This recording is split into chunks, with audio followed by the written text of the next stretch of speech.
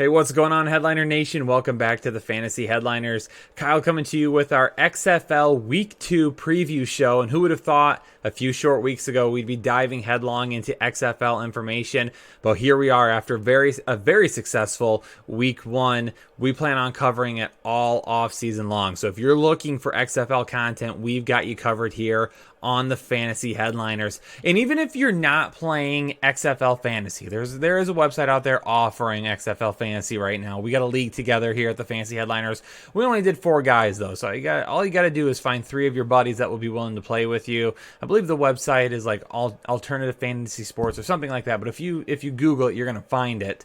But not only that, but there's a lot of XFL DFS, DraftKings and FanDuel both. Chris Kennedy here at the Fantasy Headliners is writing a weekly FanDuel XFL DFS article, so you'll be able to find that as well. But again, if you're not playing fantasy sports for the XFL and you're just interested in it and want to find more information and get up to speed on what's going on, we've got you covered here. We're going to talk about a lot of information here this week. It was a great product on the field in Week 1. Really excited to see where we go here in Week 2. The great thing about the XFL, it's not a gimmick this time, people. I know a lot of you out there right now are thinking, this isn't going to work out. But the XFL in Week 1, Darren Rovell tweeted this after games kicked off on Saturday, or it might have been on Sunday, but one of the 2 days last week, and Darren Rovell tweeted that the XFL ticket sales in Week 1 surpassed all ticket sales for the AFF their entire season before folding.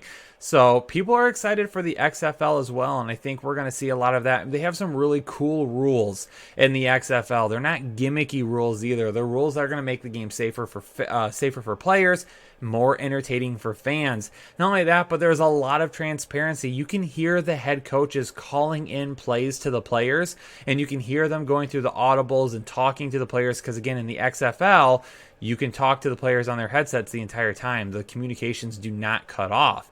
So you can hear a lot of that. So if you want to learn more about football, you can hear that and see how they're calling plays and the game plan that they're going through. And then transparency on the officiating side as well. If there's a replay, you can hear them talking in the replay booth going over why they might change something or keep something the same. So a whole lot of information. It's really cool to watch. So if you didn't watch last weekend, I highly encourage you to watch this weekend. And take some time out of your day, either Saturday or Sunday, to see what's going on in the XFL and why this could end up being a really good product. And not only that, there are former NFL players. There's some guys that just couldn't quite cut it in the NFL, but they're going to be playing full time here. Some guys that played really well in college that are here as well. So there's still going to be some high level of play, and these guys are really going to be playing their hearts out as well. Not only do they love the game, but there's some good incentives. They're not being paid NFL contracts, but they're still being paid pretty well to play football. They're getting, like, I believe it's $2,500, a little bit more than $2,500 for a paycheck every other week. They're also getting a activation bonus, I believe is around $1,500. So each game that they're active, they get $1,500 for that. And then the winning team of each game also gets to split a pot between the players that also could give them another $1,100 or so. So these guys are going to be going out and playing their hearts out every single week. So definitely, again, this is going to be a good product. I highly encourage you to tune in. But before we go too much further, let's jump into it and talk about our matchups for Week 2 of the XFL season.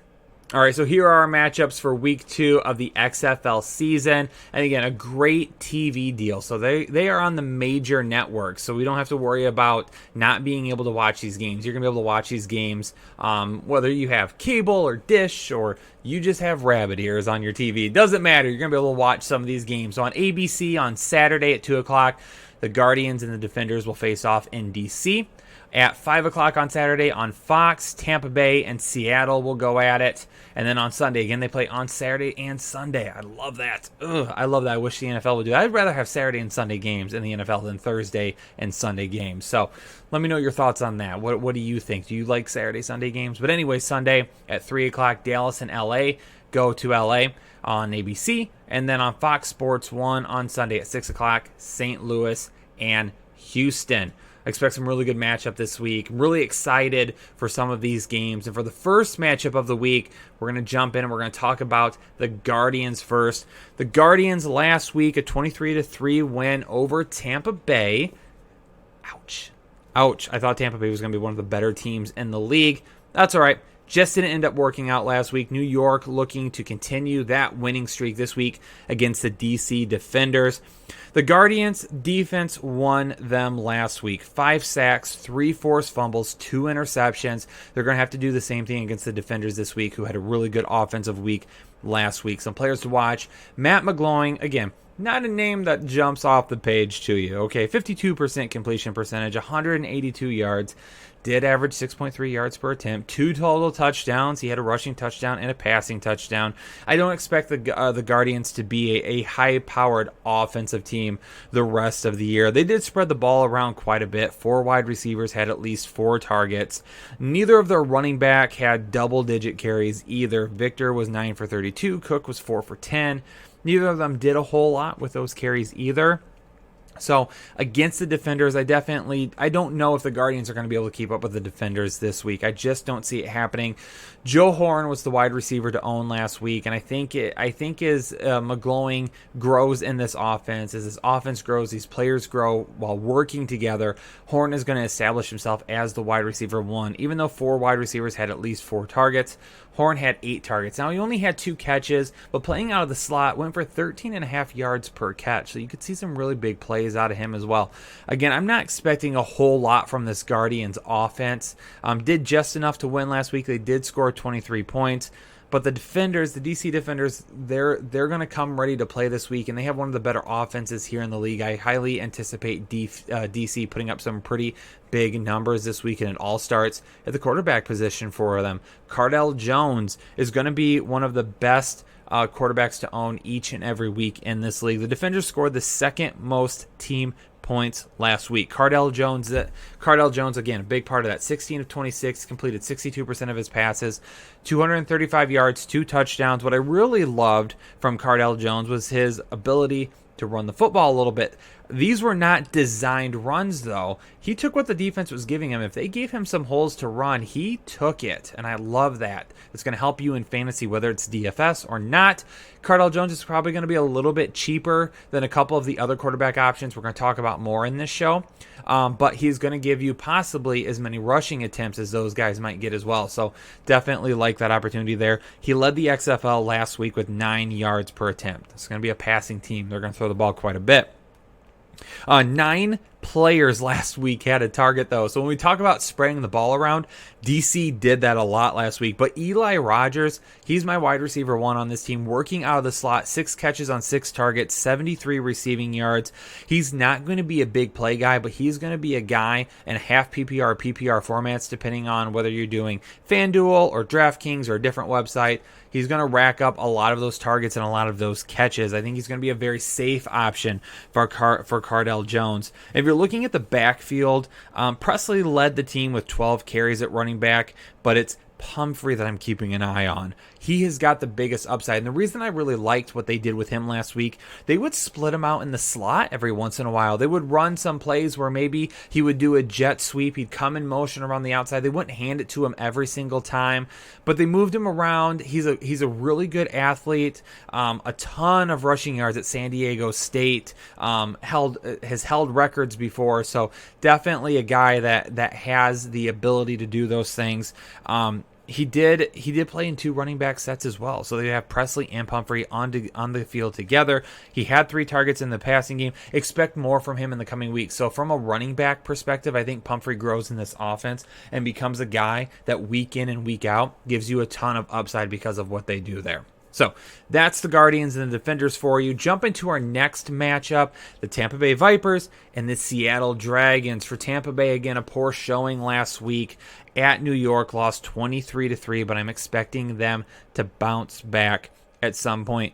Trestman is an excellent offensive-minded coach. He's had great offenses at basically every stop that he's been. I expect Tampa Bay to really bounce back and be one of the better offenses moving forward.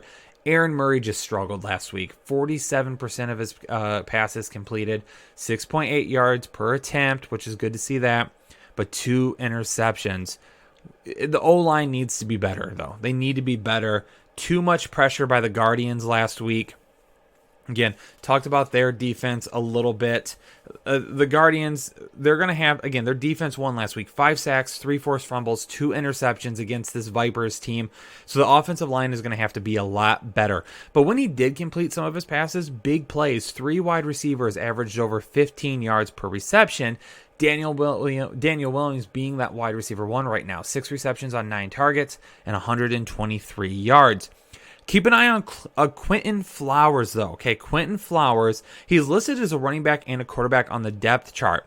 Last week, he did complete 1 of 2 passes for 37 yards, and he had 34 yards on 5 attempts, averaged 6 yards per carry.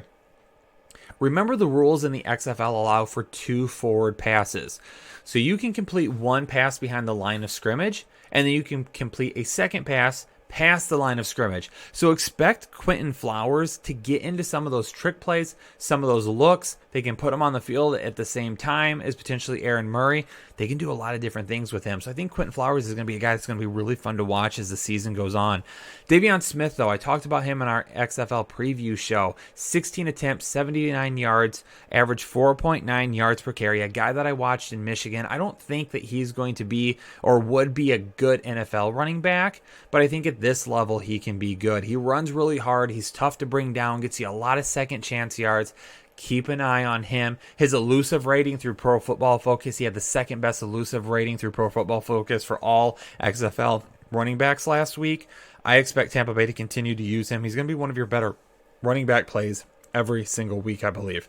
Their opponent this week, the Seattle Dragons, lost 19-31 at DC last week. Seattle came to play at the beginning of that game. They looked like they might give DC a run for their money, but DC just ended up pulling away late. Austin Prohl for the Dragons, though, he's going to be the guy. He's going to be the wide receiver. He should be on our radar this week. From the slot last week, 10 targets and a 32.3% target share. He played 93.5% of his snaps from the slot. He was on the field almost 94% of the time. The guy was everywhere. 10 targets, 5 receptions, 88 yards, 2 touchdowns. He also averaged 2.84 yards per route run, which was the 3rd best in the XFL last week for every player with at least 3 targets. So he was definitely putting together yards. He's a guy that we're going to play, a guy that we're definitely going to look at in our slot, in our wide receiver slot this week in DFS. So keep an eye on him.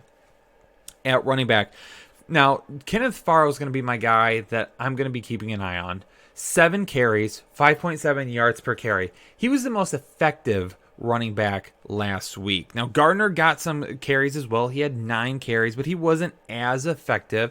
Just averaged over 4 yards per carry for him last week. But Farrow's the guy that's going to be much more dynamic. I think this is the guy that at some point this season will establish himself as the top running back on this team. Right now, we're seeing a lot of running back committees. These guys are going to separate at some point a little bit, though, and Farrow's the guy for the Dragons that I expect to separate. And their quarterback, Brandon Silvers, only completed 53% of his passes, but at times he looked really good against DC. So I think he's going to be a guy, again, as the season goes on. He's going to grow more and more. Our next matchup, the Dallas Renegades at the LA Wildcats. Wow. Let me tell you here, Dallas was by far the most popular pick to win it all in the XFL this season.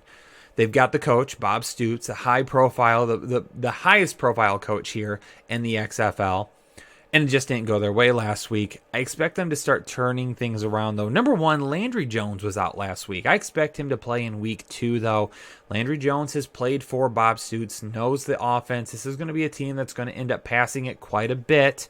Okay, talked about this in the XFL preview show that we did before week 1. So expect that to bounce back. Now, if you're looking for a cheap play in XFL DFS this week, keep an eye on Landry Jones, because if you got a lot of people playing XFL DFS this week, maybe just looking at the box scores and not really paying attention to who's actually going to be playing, Landry Jones might be able to sneak in as a good quarterback option for you this week against LA, who gave up 37 points to Houston last week. Their other quarterback, though, Nelson, who played last week, he could not throw the ball down the field. He had 42 attempts.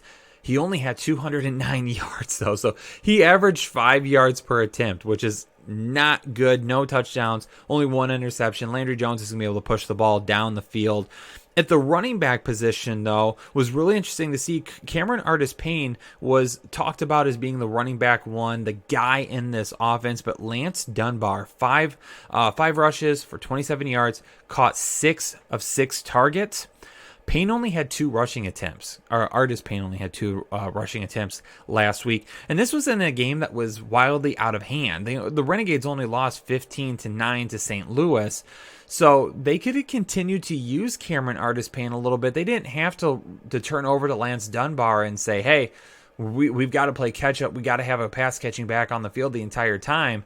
They could have kept running it a little bit. So we'll see how that turns out. But Lance Dunbar is a guy that could be a decent flex option for you that can get some looks out of the backfield, especially, again, depending on what you play, FanDuel being a half PPR, DraftKings being a full PPR, or if you're playing Fantasy XFL, whatever your settings are there. At the wide receiver position, we're going to have to gauge this a little bit more as we go on, though. 9 players had at least 4 targets for Dallas last week. So, again, we're going to have to wait and see how some of these players separate themselves, especially with Landry Jones coming back. How does that play into it? The LA Wildcats lost last week 37-17 to Houston. Honestly, the LA Wildcats are one of the more underwhelming teams in the slate. Okay, Nelson Spruce had a great game last week, probably the biggest game on the slate last week. 15 targets, 11 receptions, 103 yards. Was fabulous. The second most receiving yards last week of any XFL player. So he also had 6 first downs as well. So he's got a great profile. He's an athletic kid. Has some really good traits. Transitions well to the XFL in terms of being able to be a big playmaker. Had 6 first downs, so I love the awareness on the field, being able to get to the first down marker, making sure we're getting those first downs. Elijah Hood, 12 carries for 43 yards. Their running back 2, Rose, only had 3 carries last week. So Elijah Hood had the 3rd most carries of anybody in the XFL. That's going to be a guy that looks like really to be the running back one there right now. But again, I don't love this offense. I don't love the defense. I think the Wildcats are going to be one of the worst teams in the league this year. I mean, they fired their defensive coordinator after 1 week, so it kind of tells you maybe what we're going to expect from LA. But Nelson Spruce, 100%, he's going to be a guy that we definitely have to own week in and week out, because if he continues to put up huge, gaudy numbers like this, especially considering the Wildcats will probably be playing from behind quite a bit, he's going to be a big volume play for you. Our final matchup on the slate, St. Louis, who lost last week to Dallas won last week against Dallas 15-9, is playing the Houston Roughnecks. Before we talk about Houston, talk about St. Louis. This was a surprising performance last week. And the one thing that you heard about this league, the XFL, over and over, it's going to be a passing league. It's going to be a high-scoring league. The rules are really pushed towards these teams pushing the ball down the field, scoring a lot of points. I think we might continue to see that. However, the Battlehawks from St. Louis went a completely different direction. 59% running last week. The highest of any team by far. Jordan Ta'amu, their quarterback, 74% completion percentage. Now, he had a very efficient game. A little underwhelming in the passing game. Only 209 passing yards, second least of any quarterback last week. But 77 rushing yards. So from a total yards perspective, almost 300 total yards last week. They ran the ball a lot. Ta'amu had 77 rushing yards, 3rd most on the slate. Matt Jones last week, 21 carries, the most carries of any running back last week, and 85 rushing yards. That led the league. So they led the league in overall rushing. Their running back had the most rushing attempts. Their running back had the most rushing yards. Their quarterback had the 2nd most rushing yards. Are they going to do that, or 3rd most rushing yards? Are they going to do that again this week against the Roughnecks? They might have to. We're going to talk about that offense in a second, but they're going to have to keep the ball away from the Roughnecks offense. So expect them to run the ball again this week. Expect that to happen again. However, with Houston last week had 16 quarterback hits. Not pressures, people. Hits. Last week against LA, they hit the quarterback 16 times. The other 7 XFL teams combined, 27 total quarterback hits. That's absolutely insane. The Roughnecks are going to be in the backfield. They're going to be getting after the quarterback. Tamu's going to have to be able to move around a little bit. Doing some of those things, they might run the ball a little bit more. They might not be nearly as effective this week, though. One thing to keep an eye on, Christine Michael. He was a guy 1.01 in a lot of fantasy leagues for XFL. A guy that was highly owned last week on the slate and did absolutely nothing. So is that going to continue to happen? Are they going to get him worked in a little bit more? Or is Matt Jones going to be the guy there moving forward? For the Houston Roughnecks, this might be the best offense in the league. PJ Walker, a couple of guys on Twitter, our own Miguel Chapin here at the Fantasy Headliners said he's basically going to be the Lamar Jackson of the XFL. Now, he's not anything close to Lamar Jackson, but he's going to be a dynamic playmaker in this league. 272 yards last week, 4 touchdowns, 26 rushing yards against LA in that 37-17 win.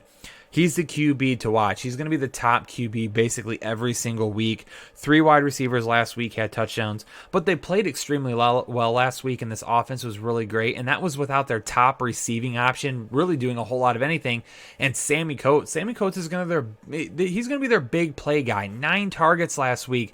He had a couple of bad drops, okay? Yes. But he also didn't look to be completely in sync with PJ Walker. That's going to get better as the season goes on. Sammy Coates is going to have some huge games. He might have some crappy games like this one where he only has 2 receptions for 26 yards, but he's going to have some huge games as well. And I would not be surprised this week against St. Louis if he didn't have a huge game. Sammy Coates is going to be a guy that we're going to continue to run out there for right now until something else tells us to do that differently. Like Sammy Coates, we're going to continue to run with him. This is going to be a passing offense, though. Their running back one, James Butler, only had 9 attempts for 30 yards last week. So this is going to be a team that's going to throw, and throw some more. I talked about the Houston Roughnecks prior to the season beginning and what that team looked like and what that offensive philosophy was going to be, and we saw exactly that in Week 1. Expect to see a lot of that moving forward in Week 2 as well. So there you have it. For our XFL community out there, the Fantasy Headliners community, Headliner Nation, appreciate you tuning in. We're going to be covering the XFL all offseason long. And like I said at the beginning of the video, even if you're not playing fantasy sports and you're just interested in the XFL, we're going to have great information here for you. But we're not just going to be doing XFL stuff. The NFL never stops, okay? We're going to be in Indianapolis at the end of the month covering the Combine live from there. We're going to be live in Las Vegas from the draft, okay? So we're going to have tons of information coming up for you there. We're going to be dropping fantasy content for fantasy football all offseason long as well for the NFL. Going to do a little fantasy baseball stuff. So if you're new to the channel, make sure you hit that subscribe button. We're going to put out some really, really great content. If you have not become a part of Headliner Nation yet, hit that subscribe button and become a part of one of the biggest fantasy communities here on YouTube. 80,000 plus strong right now. Join in on that. We really appreciate it. And if you'd like the video, if you appreciated the content, hit that like button for us as well. And always keep in mind, we're one of the most interactive channels here on YouTube. We'd love to see you comment. We'd love to respond to you. Definitely make sure that you comment below. A little slow on the comments this week. Jake is out. Okay, Jake is out. He's doing his thing on vacation right now. So it's just kind of me holding down the fort for the time being. But don't worry. I'm going to get to some of your comments after you have a chance to check out this video. So again, subscribe, turn on the bell notifications, comment below, like the video, all of those good things. Stick around, Headliner Nation. A lot more great content to come. Hopefully y'all have a great week. Enjoy Week 2 of the XFL, and I'll see you on the next XFL episode next week. Have a great one, and we'll chat then.